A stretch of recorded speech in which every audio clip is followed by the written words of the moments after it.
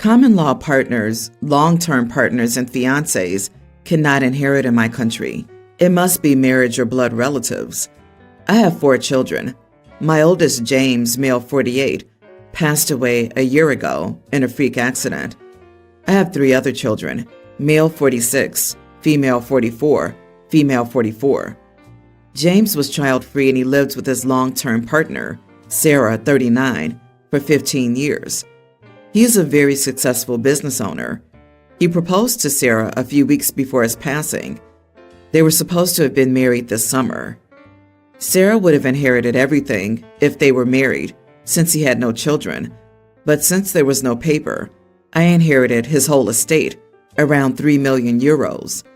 Sarah was still in mourning, and so am I, so there hasn't been any mention of my son's estate, even though we meet every morning in our cemetery to say hi to our beloved James. She usually brings breakfast. I got to know this remarkable woman, and I got what my son saw in her. They were madly in love with each other. My second oldest asked me this last Saturday when the rest of my children came for dinner. He asked me when I was planning to ask Sarah to move out. Move out?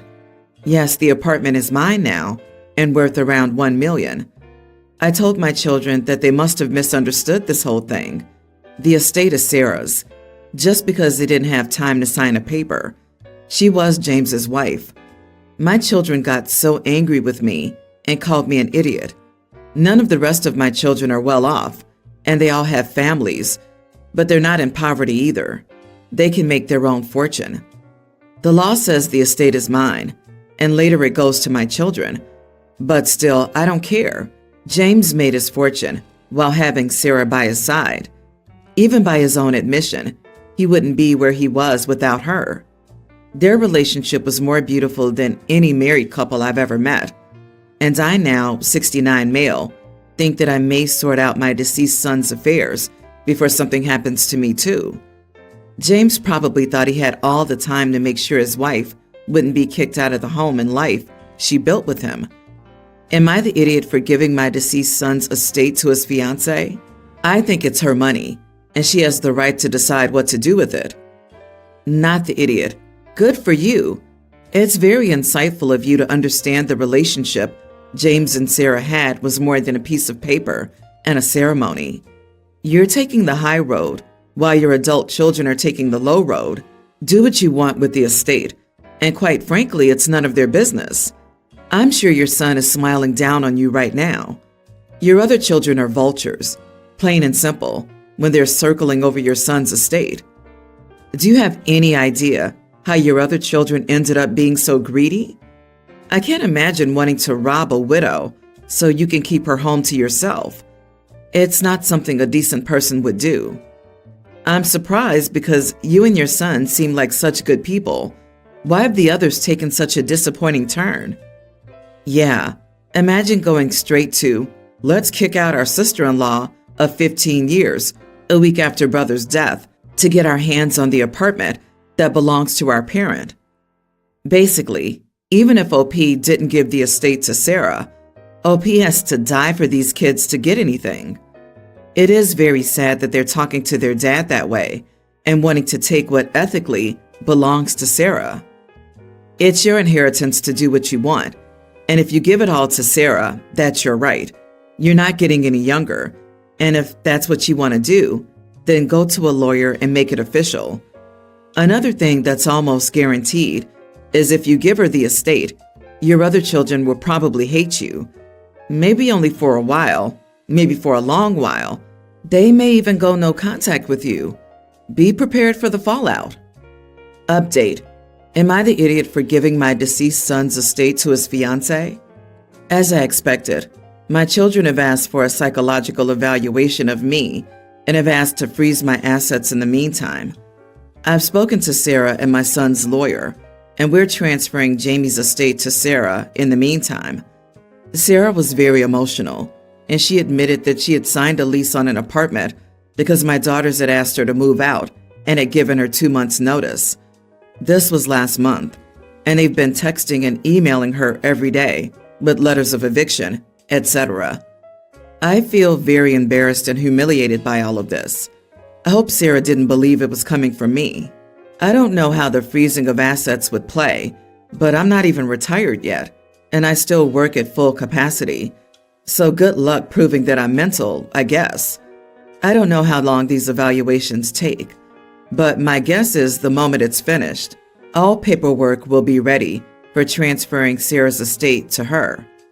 I hope it doesn't take long and that my children accept defeat when this is all settled.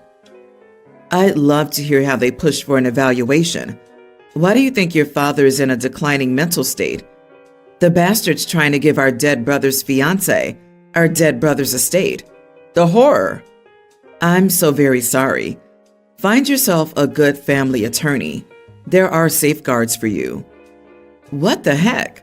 I'm so sorry about your children. It's your children who need to be evaluated. They're harassing and trying to evict Sarah without owning the apartment, which can't be legal, regardless of your possibly pending evaluation. Maybe a little threat will speed up the process.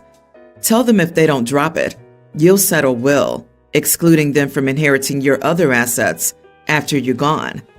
I'm not saying give it to Sarah, but directly to your grandchildren, skipping the greedy parents. Maybe it'll open their eyes. My brother and his wife just had a baby. Me and my wife had bought them a set of baby monitors that we used with each of our kids when they were babies. They seemed happy with our gift at the time, and nothing was amiss. However, they're not using it. The baby monitor they are using is the old kind.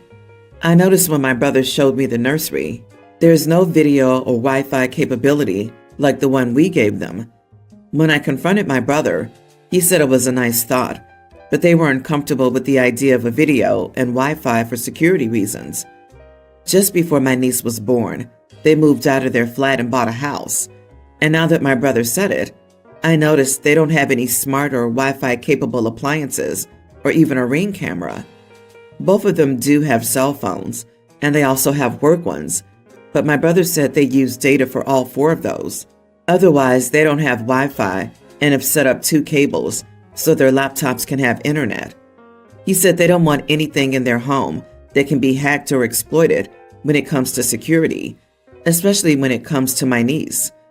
He compared a Wi-Fi capable baby monitor to him and my sister-in-law, choosing not to have social media or allow anything about my niece to be put online by themselves or anyone else. Am I the idiot for feeling offended that they aren't using the gift we gave them? My wife feels the same way. My brother's a prosecutor, and my sister-in-law works child welfare, so I feel like they're just projecting here and overreacting to something that's harmless. It's causing tension between me and my brother because we took the time to give a gift that was not only thoughtful, but also not cheap. It's also meant to make things more convenient for him and my sister-in-law. You are the idiot. You bought them a gift that you thought they needed instead of asking them what they needed. There are many reasons why people don't use Wi-Fi video monitors for their baby, and all of them are justified as personal preference. You seem to take their preferences as a personal judgment against you. It's not, and stop making their lifestyle about you. Next time, stick to the registry or ask before spending a lot of money. I also refuse to use a Wi-Fi monitor. I'm a nanny, and so many of us reported having strange people talking to us or our kids through the monitor because they were being so easily hacked. So I totally understand their hesitancy to use a Wi-Fi one. I use a video monitor that requires proximity to the camera rather than connecting to Wi-Fi, and it works great. I'm a former IT security person, and I won't have any Wi-Fi appliances in my home. It's a major threat to your peace of mind. OP, you can't be offended when someone doesn't use a gift that they had no involvement in choosing.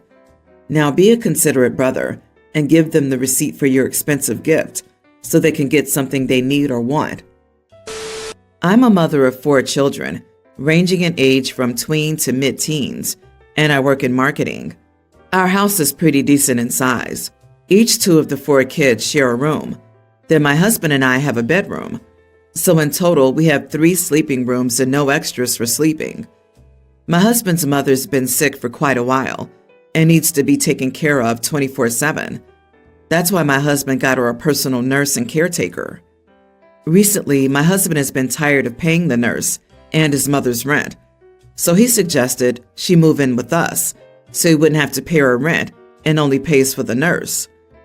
As I said, our house is already packed with the 6 of us, so bringing his mother and the nurse would be 8. Our house can't handle that, and we don't have enough rooms. Also, his mother can't sit down. She always has to lie in bed, and we don't have any possible extra bed or space to put a new bed.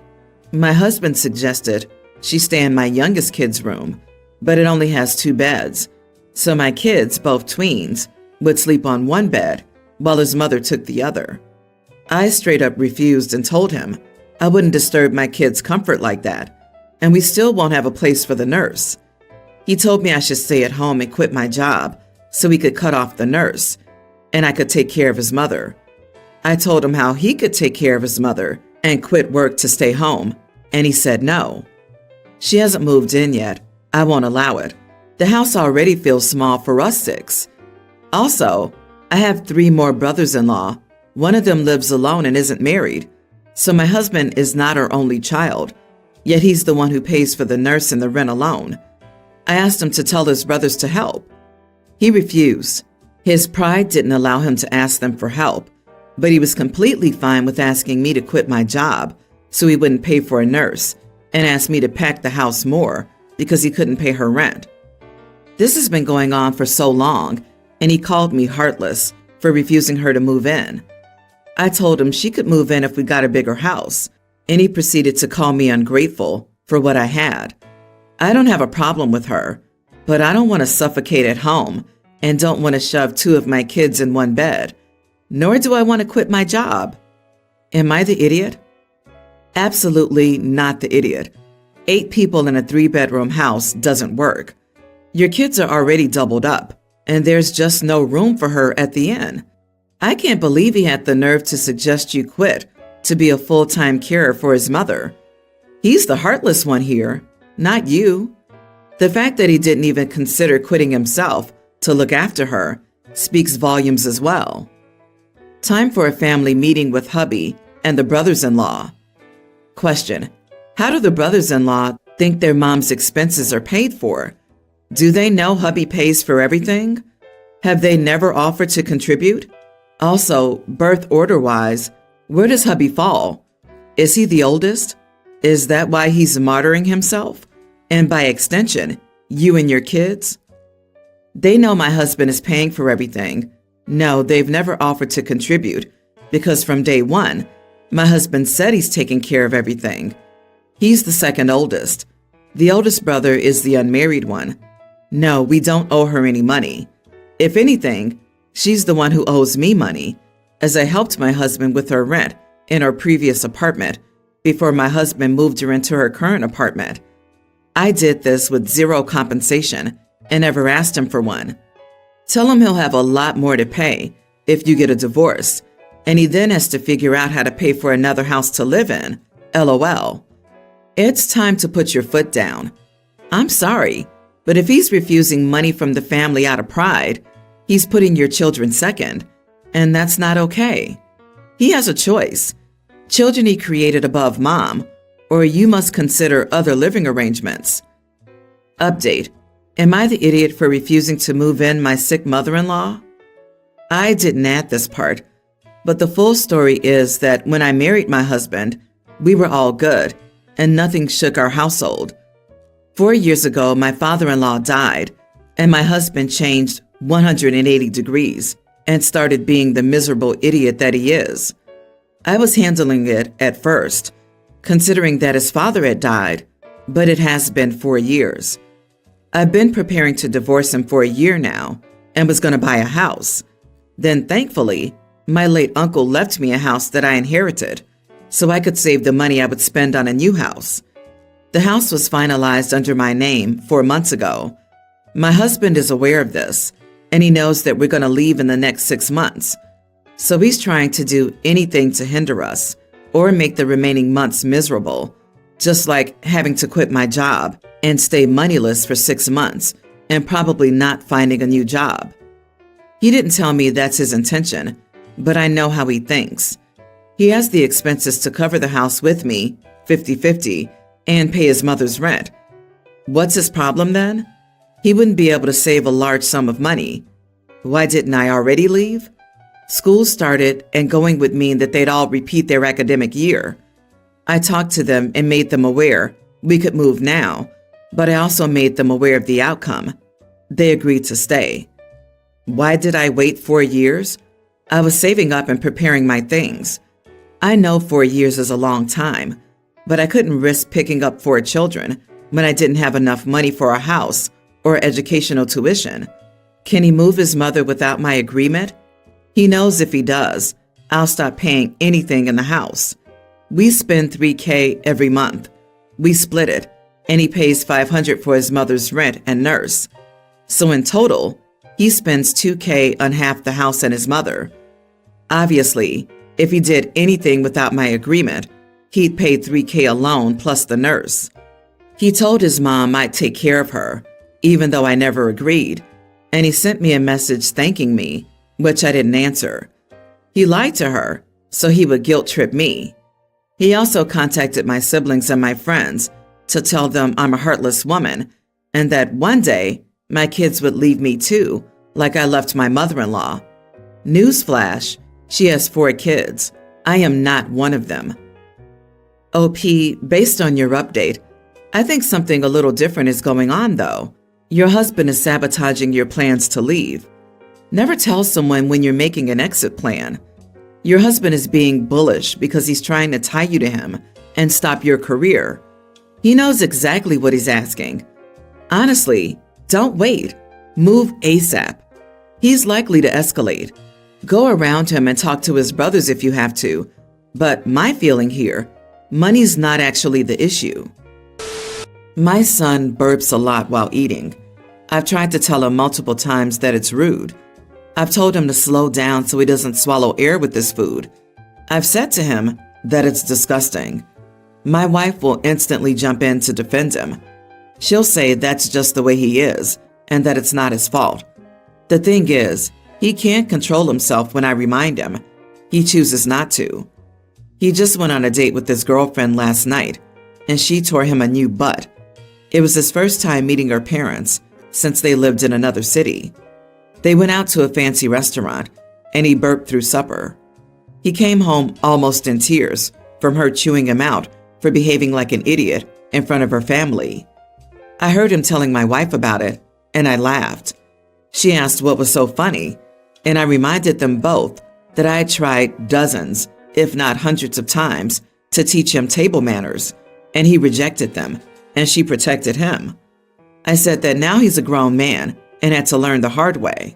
They both think she overreacted and that I'm the idiot for being amused by his experience. Am I the idiot? Edit. My son is 22 years old. 20 darn 2? I was expecting like 16 or some crap. Not the idiot. OP, that's hilarious. I'm dying here. Surprised he didn't fart, stick his hands in his pants, and then ask his date to sniff while going, "Hew, hew, hew, hew, hew." You are not the idiot. The girlfriend did not overreact. Hopefully, he learns a valuable lesson from this. OP, I'm taking a leap of faith that you and his doctor have eliminated the possibility that your son has a medical issue.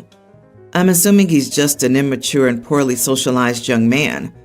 Sadly, I've known a few young men who think that they can belch and fart around girlfriends and their parents like they do with frat brothers. Still, consider apologizing for laughing at his situation and introducing him to the Art of Manliness website. He will lose jobs if he does this at work functions. I'm sure his bosses will love having an employee act this way. Is mommy going to support this idiot when he's jobless? His mother has coddled him for so long.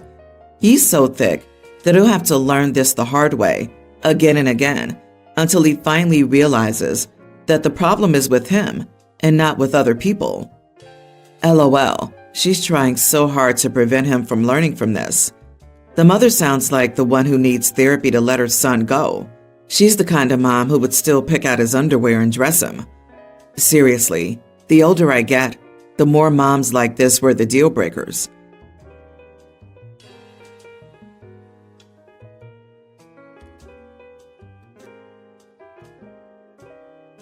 My fiance, 27 male, and I, 25 female, have an infant son.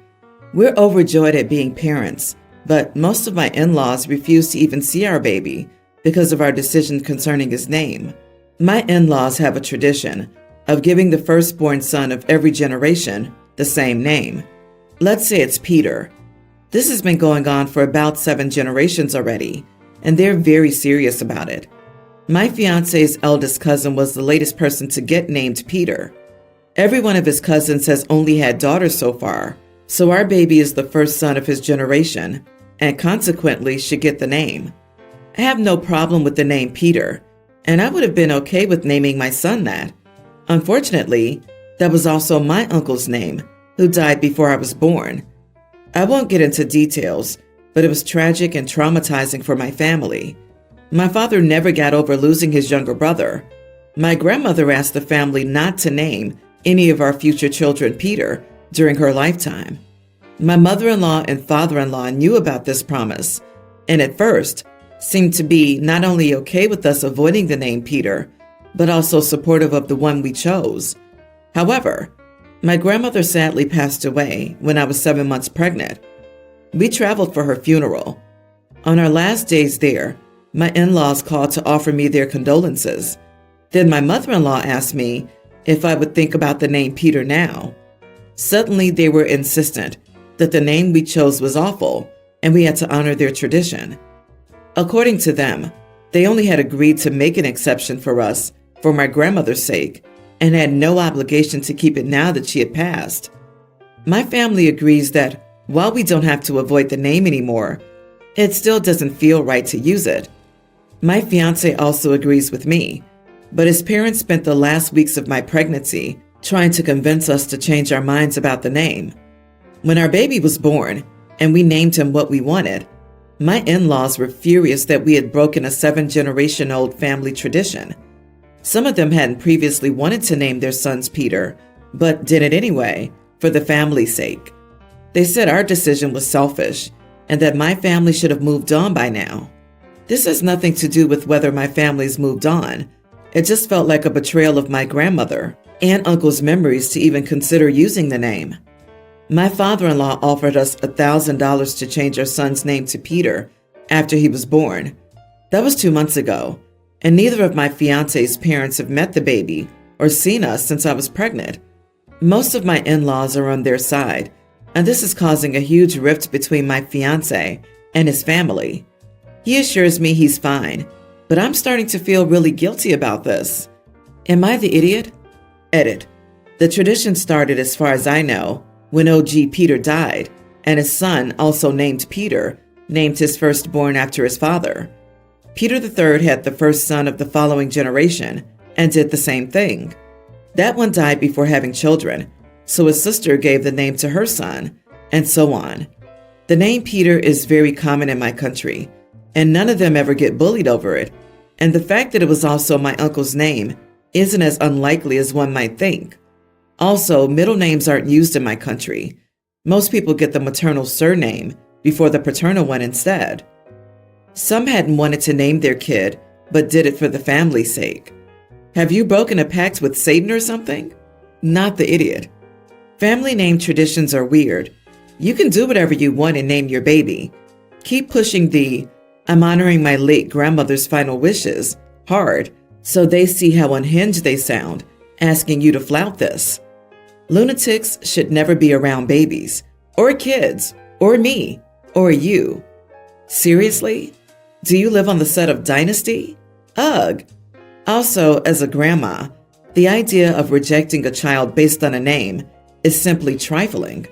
It's downright shallow, petty, and a horrid representation of one's integrity. Honestly, the longer these people avoided my child, the less their value would be worth in my child's life. Who would want such people around after a while? What would they bring to the table for my child? How would people like this positively enrich their development? I feel bad for OP's partner, as this behavior surely has hurt him. As an aside, once again, tradition is a euphemism for misogyny. Note only male children have a special name, and all the female children were not fought over. Presumably, no one cared what they were called. All the more reason to end this now. Update. Am I the idiot for breaking my fiancé's family tradition by naming my son what I wanted? Thank you so much to everyone who commented and offered support. A lot has happened since, so I'd like to give you an update. About a week after my post, my fiancé's parents contacted us. They apologized for their behavior and begged me to meet my son. They said they were ready to leave the naming debacle behind and truly wanted to be involved in their grandson's life. We were skeptical, but invited them over to meet the baby. The visit went well. They began coming over almost every day during the next 3 weeks. I noticed neither of them ever called my son by his name, but I didn't point it out. Things seemed good for the first time in months between my fiancé and his parents. One day, my fiancé was helping my father-in-law with something at our place, so my mother-in-law and I went to the park with my baby. I had to go to the bathroom sometime later, so I left him in the stroller with her. When I returned, she was sitting on a park bench, chatting with a woman who was cooing over my son. So I went over there and introduced myself as son name's mom, and she said, "Oh, I thought his name was Peter." I didn't say a word, and neither did my mother-in-law. She followed me to the car, and we went back to my apartment. On the way there, I texted my fiancé about what had happened. When we arrived, he kicked both his parents out of our place. He'd read my text and confronted his father. Thankfully, my father-in-law is a terrible liar and confessed immediately. Apparently, both my in-laws only call my son Peter. That includes whenever they're talking about him, every time they introduce him to someone else, and even baby talking to him on the few occasions that they were left alone with him. Neither of them is embarrassed by this and thinks they're in the right. We're heartbroken, especially my fiancé. Not only because his parents can't let go of their pride, but also because the name we chose for our son means a lot to both of us. I blame myself for encouraging my fiancé to allow them near our son. I was raised in a different city than all my grandparents, and I always wished they could have been more involved in my life. Losing my grandmother didn't help. Pretty much every doubt I had only existed because I thought it would be important for my son to grow up with all of his parents around. But now all my guilt is gone. They don't deserve to be in his life if they can't respect my son enough to call him by his name.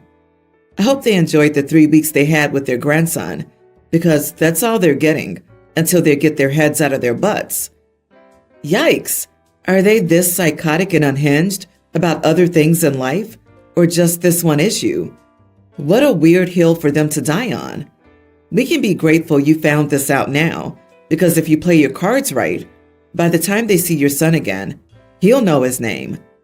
According to my fiancé, they've always been a little entitled, but I never really saw them enough to be able to say that. When the lady from the park asked about his name, it did cross my mind that she might think I was a kidnapper. However, his name is written on one of his blankets, which calmed me down a little.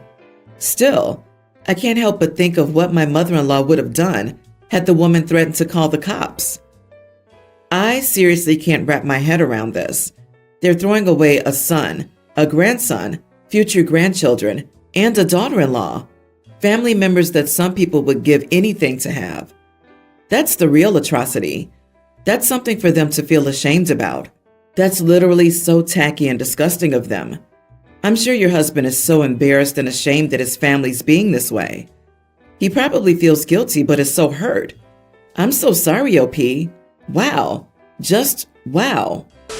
We recently moved in with my in-laws because I'm 31 weeks pregnant with our first child, and I feel like I need my mother-in-law for support since I've been pretty terrified the entire third trimester, and my parents don't live nearby. My husband didn't want to move in with them, and the only reason he did was that I told him I'd go without him, and he could stay in our home alone until after the baby's born. His parents are great and very close, so that's not why he didn't want to temporarily move in with them. We thought about it a lot before we moved. We're still arguing about it now, because he thinks it wasn't necessary. I'm stressing over nothing, which maybe I am, but that doesn't magically make the stress disappear. He said multiple times that I forced him to move here, but he could have stayed at our house like I said.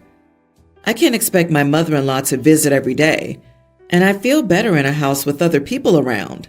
My husband does sometimes work from home, but he's usually holed up in his office, so it's like he's not here anyway. So this is better for me. My in-laws are more than happy to have us here, but my husband is still sulking and gives me an annoyed look whenever his parents say something about his habits that he doesn't like. Am I the idiot? You are the idiot. Did you consider that there may be a reason your husband doesn't want to live with his mother? Also, dropping "do this or I'm leaving" in a marriage is unhealthy. Not only "do this or I'm leaving," but it's also "do this or I'm leaving with your unborn child and won't be back until after their birth." What a crappy ultimatum. Understandable that you want support, but to upheave the entire household and move in with in-laws just because, sorry, but that's the nuclear option in marriage. What do you say if he says fine, and then you don't get his mother because you left him? Everyone around you has to change their lives around because you're afraid? Of what exactly? Grow up, lady. You decided to have a child, not them. Your self-centered, entitled attitude is out of control. I talked to a therapist about anxiety, as it can and might only get worse from here. Your doctor must be informed that you moved into your in-laws' house because you're too scared to be alone for labor or when the baby comes. I disagree. OP's not the idiot. When people ask for help, they're the bad guy or girl. When they don't, they're also the bad guy or girl. What the heck do you people want? She said she needed and wanted help, and that she'd like to stay with her mother-in-law because they would be happy to help her. Why is this a problem? If this was her own mother, would anyone blink an eye? Childbirth is a big deal. It's natural to feel some anxiety as a first-time mom. How fortunate that she has supportive in-laws and a good relationship with her mother-in-law. My wife, 31 female, and I, 36 male, have been married for 2 years now, and she has a very regimented wellness and mindfulness routine.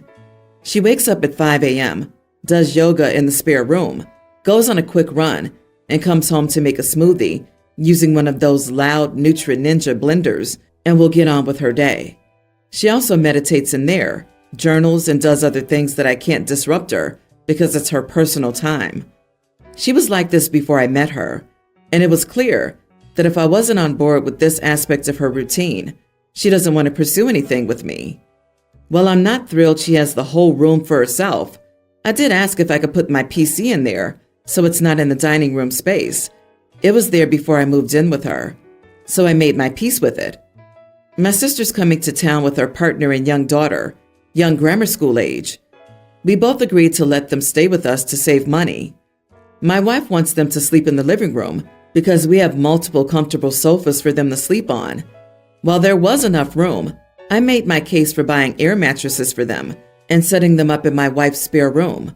I also asked her if she would part with her smoothie making at least until they wake up, so they aren't disturbed in the morning.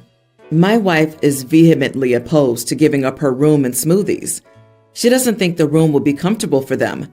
No carpets, and it's got huge windows and massive mirrors on one wall, and says that if I'm using this situation to disrupt her routine, which I apparently hate, I'm not sure where she got that from since I've never asked her to change it. We're in for a disagreement over where they should stay, and my wife is even threatening to not allow them to stay and have them get a hotel for the visit. Am I the idiot? I don't think giving up the room is that hard to ask for my family's comfort, and it's only 3 days.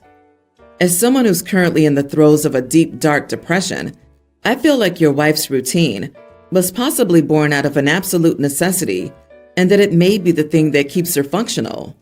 I would say that she was very clear with you about how important her routine was, so I think you are the idiot for wanting her to change it. I do also understand that she may be seen as non-accommodating, but it was never a secret. Some things that look selfish are more than what they seem from the outside. I don't care if he agreed. Anyone who needs to run a blender early in the morning with guests is selfish and needs therapy to work through their issues. I'm a creature of habit too, but that's not an excuse for rudeness. She needs to work through her issues in therapy. Dominating an environment and being unable to care for others is a big issue. Also, people can readjust their positions and evolve over time. Then the guest should stay in a hotel. They can also readjust their positions. She made it clear she has a routine. She's trying to work with you by letting them stay with y'all, but you're so desperate to interrupt a routine that's somehow bugging you that you refuse to see it. Perhaps you should ask yourself why you are so resentful of this routine. Is it because it's her time with herself and she isn't paying attention to you? Or because you're jealous that you don't have that same dedicated time allotted for you to have your time? Look at yourself and figure it out soon. Update. Thank you for all the advice, everyone. I've decided not to push this issue any further with my wife, and my sister and family can use the sofas, or I'll pay partly for a hotel for them. I do plan on asking my wife about her routine. She thinks that because the living room and kitchen are separated by a room, there's no need to muffle the blender sound on top of more than we already do with the insulation pads and a shut door. My wife, 28, has recently gone back to work after a long break after our daughter, kindergarten, was born. She's experienced a few hard days at work. I, 32 female, thought it might lift her mood up a little bit if I cooked something for her with the help of our little one. I don't cook around the house because of my work schedule, but I decided to do it for her to help boost her mood. We made our dining room into a restaurant. I got us both chef hats and matching aprons, and we cooked. While cooking, we made a bit of a mess in the kitchen. We were almost done when I got a call from her. She said her mom, my mother-in-law, they live in a different state and we barely see each other, had come to pay a visit and asked me to prepare the guest room if I could, and said she'd be home shortly. So I panicked and couldn't clean up before they arrived. They came home to a messy kitchen and my daughter acting as a restaurant manager. My wife adored the whole thing, but her mom immediately said how we lived with all this mess was disappointing. She said serving someone food like this in their home was ridiculous and made fun of the process. My wife told me to just let it go, but somehow I felt like a huge idiot because the timing could not be worse, and my wife and I stayed up cleaning the mess that night. Am I the idiot? Your mother-in-law is the idiot. With no notice? What was it, a surprise inspection? You did something wonderful with your daughter, and she'll always remember it. Your wife isn't upset. She has more love for you because you did it. Not the idiot. Mother-in-law can stay at Motel 6. Motel 6 sounds like an appropriate punishment. Do you know what is ridiculous? People showing up unannounced, staying for the night, and daring to complain and mock you and your kid. Perhaps she'd be happier somewhere else, like her state. What an idiot. What kind of relationship does your wife have with her mother that even though the mother-in-law lives in a different state and you had zero notice she was showing up? I would not be cool with that at all. Your mother-in-law being judgy and rude blows my mind. Cooking makes things messy, and she was a last-minute guest. Not to mention the restaurant thing is adorable. Oh, honey, your mother-in-law needs a reality check and a respect for others check while she's at it.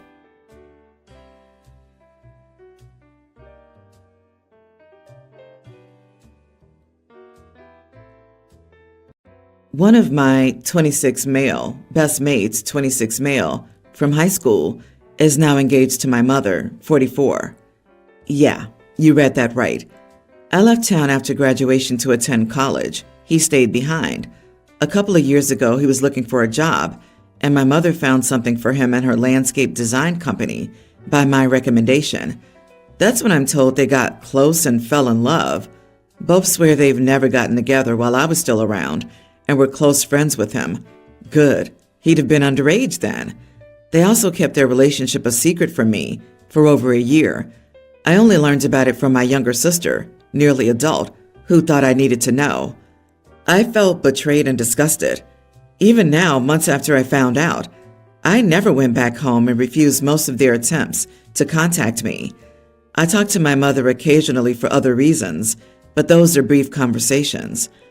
I heard from my sister that they're getting married. My mother tried to work this into one of our chats before I shut her down. Yesterday, I got a huge text from my old friend and future stepdad. He first said a lot about the two of us, how my friendship always meant the world to him, how sorry he is for how they handled things in the beginning, keeping it from me and such.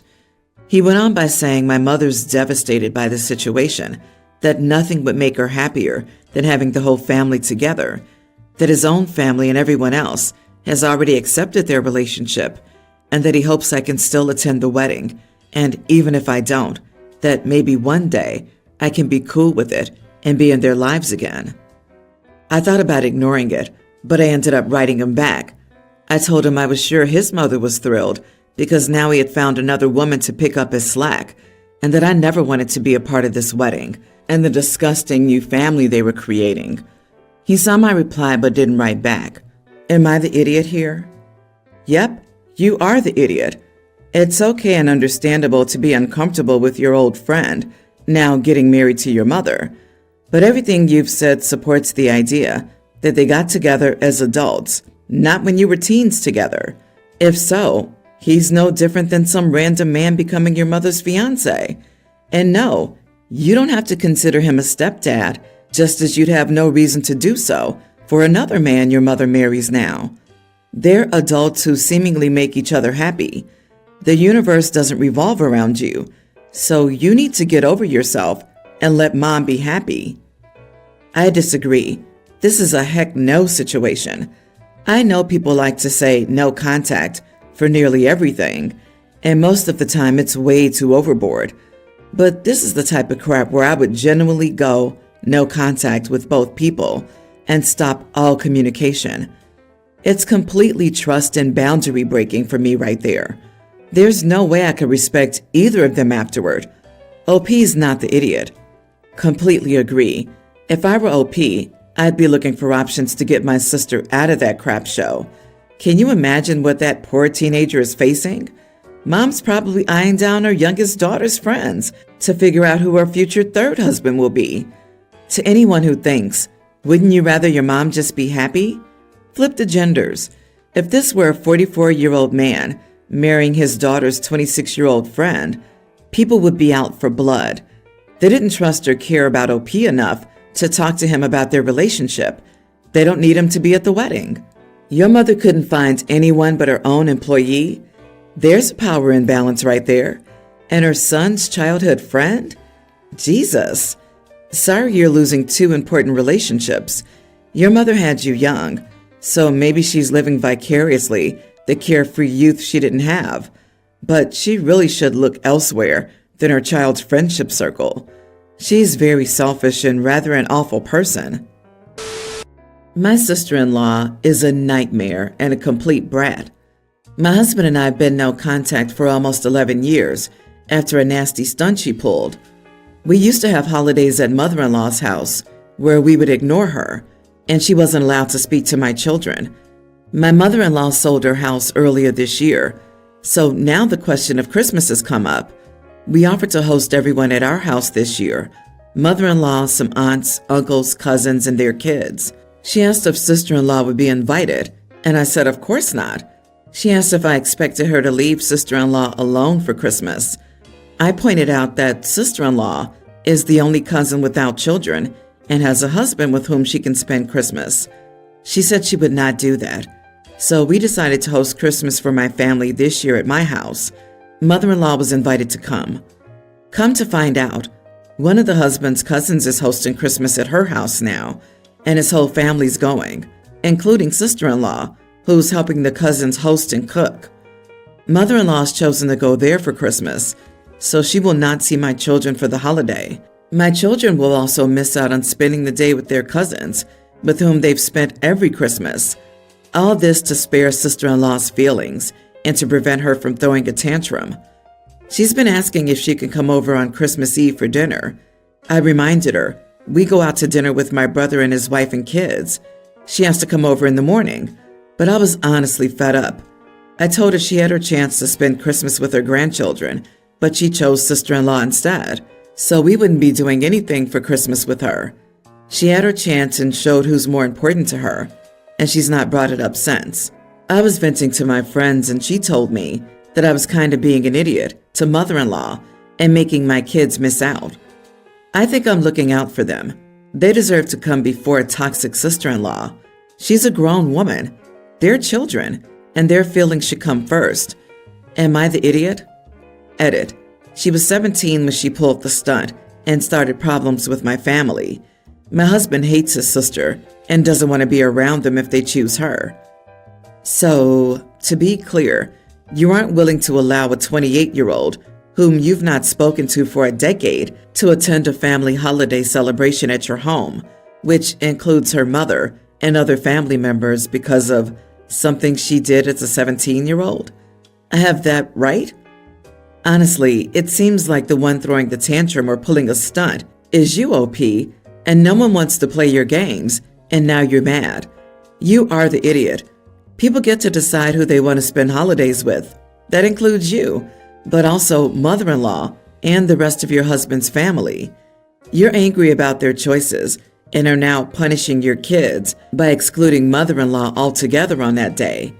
Childish and petty. Holidays are a perfect time for long simmering family strife to return to a boil.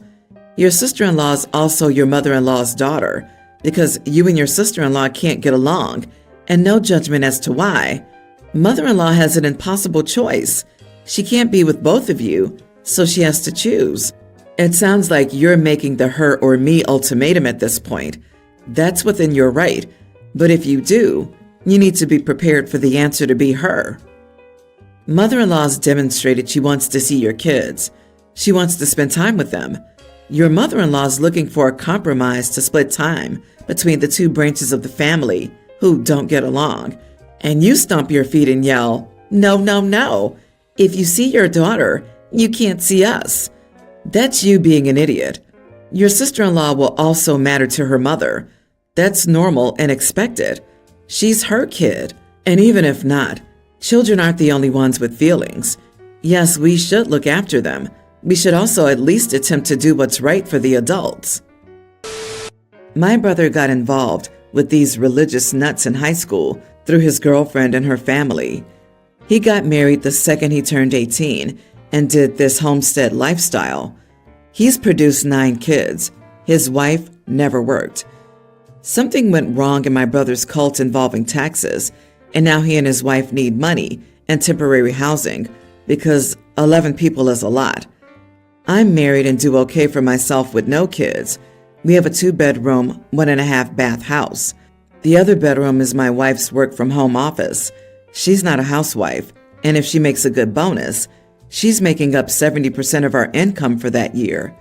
We often take that money to travel, vacation, and do our own thing.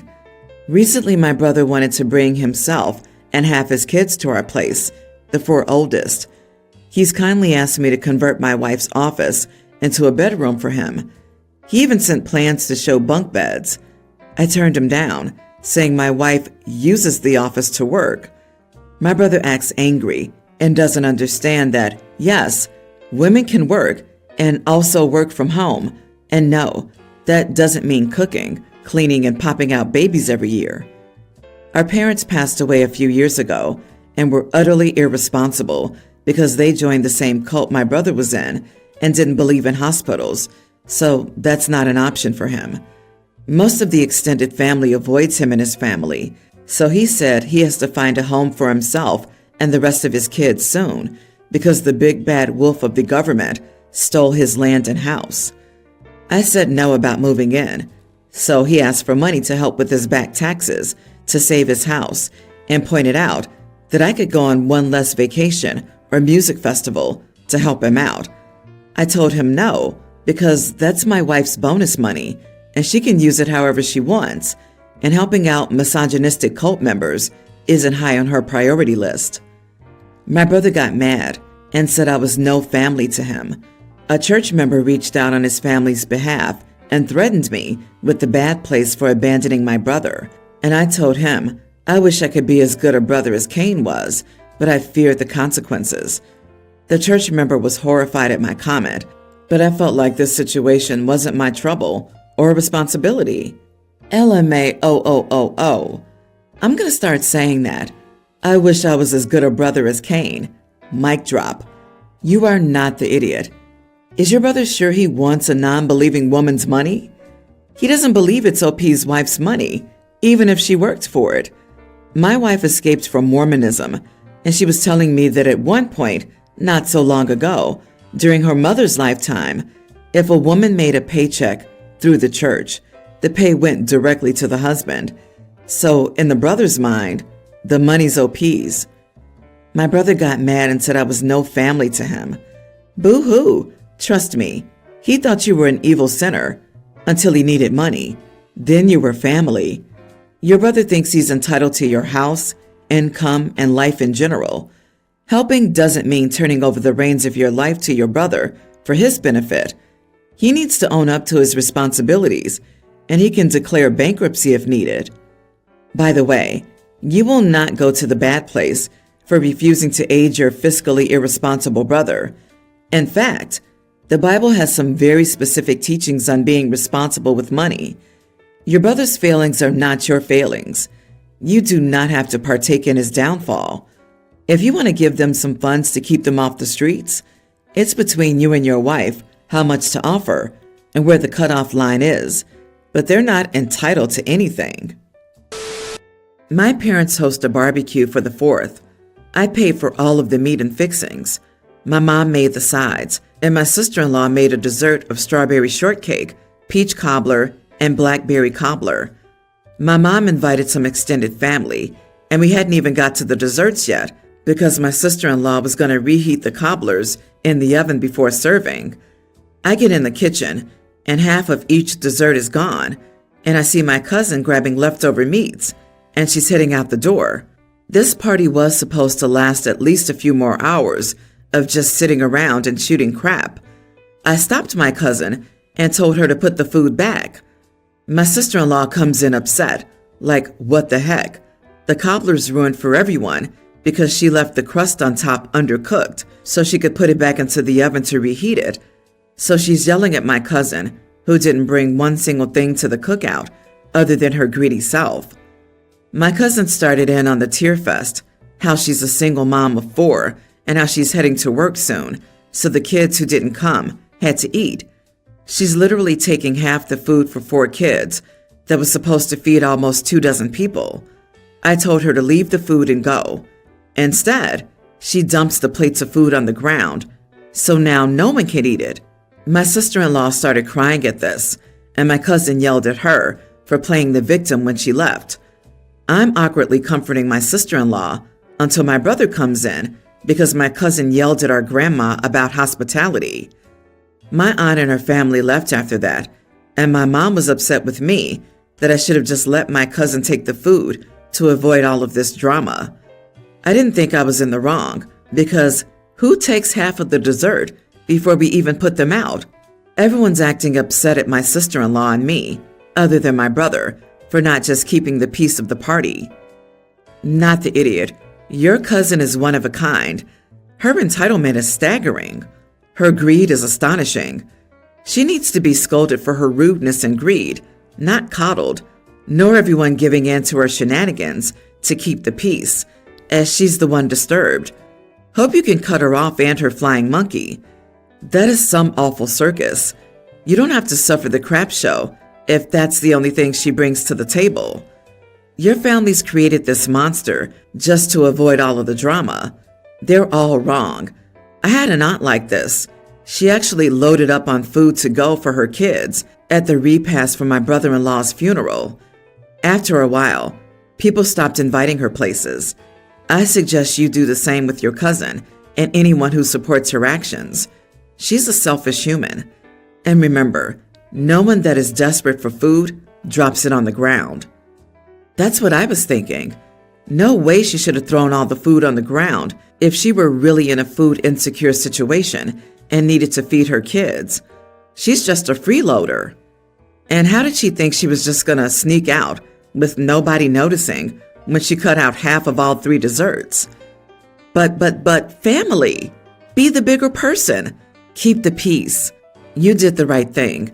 Your cousin caused the drama by stealing the food and ruining sister-in-law's desserts.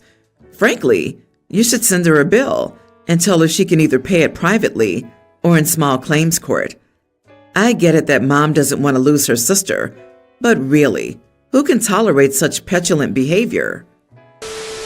I live with my girlfriend, and we discussed how rent and bills would be split when we planned to move in together.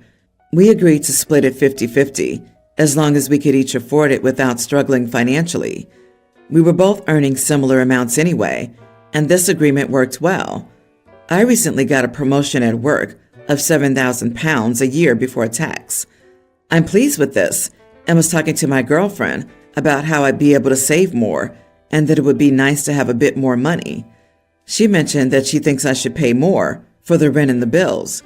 I reminded her of our original agreement, but she said it wasn't fair since I now had more money, so I should be paying more. I disagreed and mentioned our agreement again. She said it was unfair to her since she doesn't make as much as me now, but I just said that she can still afford her half and that her financial situation hasn't worsened.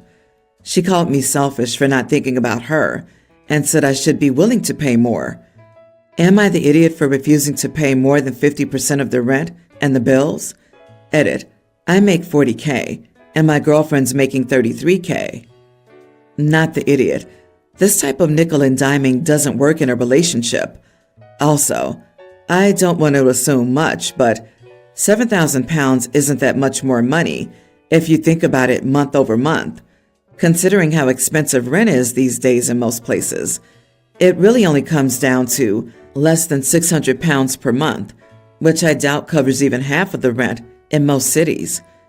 If it was $70,000, then yeah, you should pay more, but I doubt your raise was enough to bump you up a class or anything. She called you selfish for not thinking about her when you got a promotion. I'm pretty sure she does enough thinking about her for the both of you. Honestly, I'd use this to take a hard look at things, as she's proven that her agreements don't mean much if they're constantly up for alteration when she sees an opportunity for them to benefit her. So he got a 20% pay increase and now earns 20% more than her. I'm not sure how 20% isn't big. In relationships, these agreements need to be open to renegotiation. When they were earning the same, 50-50 was totally fair. But if they're planning a life together, he needs to consider if he wants a relationship where he can save and spend more. More of her income will be going towards the bills, and she won't be able to afford as much as him elsewhere. Whatever, but why do relationships now sound more like roommates with benefits? Why are you even bragging to her that you have more money now? What good is it to her? You are the idiot, OP. I'm a firm believer in splitting according to revenue. You earn more now, so you should put more into the rent and bills. At the moment, you don't seem to be approaching this as part of a couple or partners. You need to figure out what you're moving toward. Is she a partner or is she an intimacy buddy that you happen to live with? And then be honest with her if you don't see a long-term future with her.